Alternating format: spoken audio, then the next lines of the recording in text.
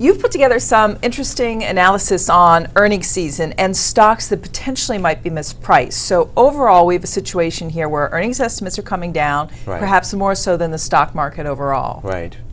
Yeah, no, in general, I think the picture as earnings have come in the first quarter, we come to the realization that a lot of companies have sort of managed their earnings down.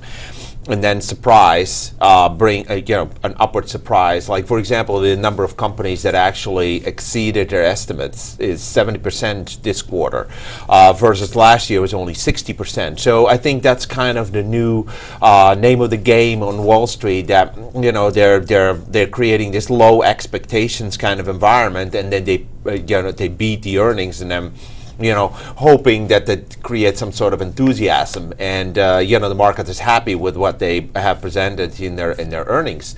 We looked at certain companies and certain sectors whereby earnings have been cut a lot, whilst the stocks have not really followed the earnings expectations down. So one of those is First Solar, for instance. That's an interesting one, because solar stocks have certainly had their ups and downs, and it's pretty extreme, some of the numbers you found on that one. Yeah, and I think with a stock like First Solar, I think a lot of people were expecting this is one of those companies that's not necessarily driven as much by earnings or earnings expectations as it is by the potential for a future earnings. I mean, another company that is textbook here is Amazon, whereby near-term earnings are not necessarily what's driving the stock higher. It's more like a speculative sentiment, news flow, event-driven that's driving a stock like First Solar. But the discrepancy between earnings estimates and the stock price was really extreme